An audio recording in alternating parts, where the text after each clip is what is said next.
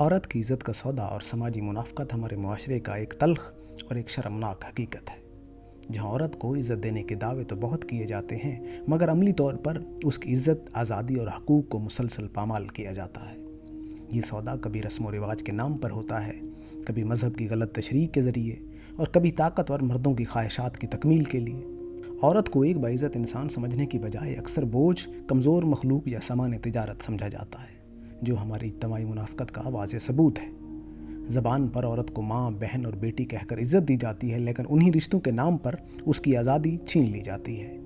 پردہ، غیرت اور عزت کے نام پر اسے قید میں رکھا جاتا ہے، مگر جب بااثر طبقہ اپنی خواہشات پوری کرنا چاہے تو یہی معاشرہ خاموش ہو جاتا ہے۔ عورت کی عزت کا سودا صرف جسمانی سطح پر نہیں بلکہ ذہنی، معاشی اور سماجی سطح پر بھی ہوتا ہے۔ جب لڑکی کو تعلیم سے محروم کیا جاتا ہے، عورت کو نوکری میں جنس کی بنیاد پر رد کیا جاتا ہے، یا بیٹی کو وراثت سے محروم رکھا جاتا ہے، تو یہ سب اس عزت کی پامالی کی شکلیں ہیں۔ سماجی منافقت کا سب سے بڑا مظاہرہ یہ ہے کہ عورت کے احترام کے نعرے لگانے والا معاشرہ اسے غلام بنا دیتا ہے۔ غیرت کے نام پر قتل، جہیز کے نام پر ظلم اور رسم و رواج کے نام پر پابندیاں اسی سوداگری کی مختلف صورتیں ہیں۔